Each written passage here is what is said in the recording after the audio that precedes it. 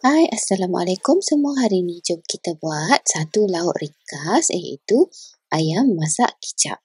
Resepi dia mudah saja tapi saya ada satu bahan rahsia yang akan menjadikan ayam kicap kita ni lebih kek.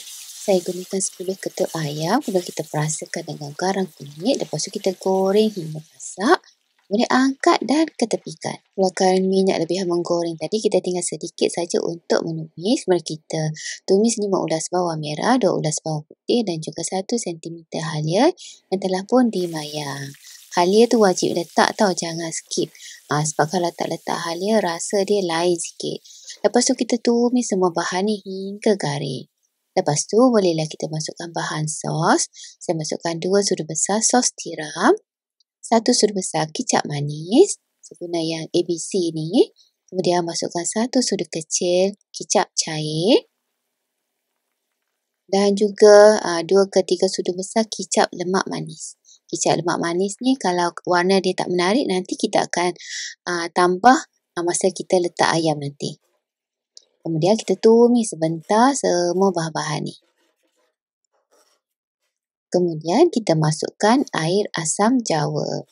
Saya guna asam jawa yang biji-biji tu. Lepas tu kita bacuh dengan air.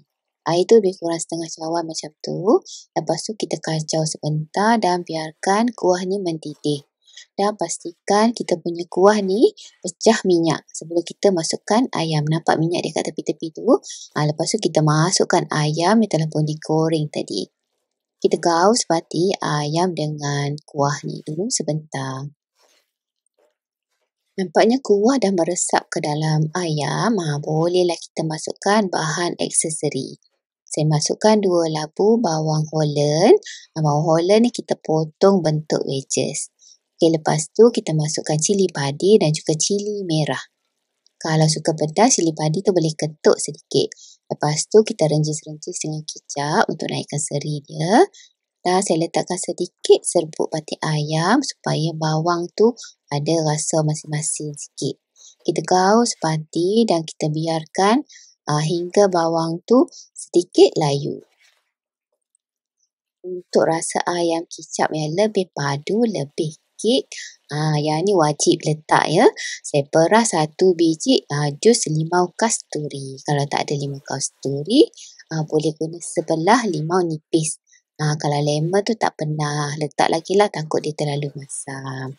Kita gaul-gaul supaya dia sebati. Dah siap dah kita punya ayam masak kicap.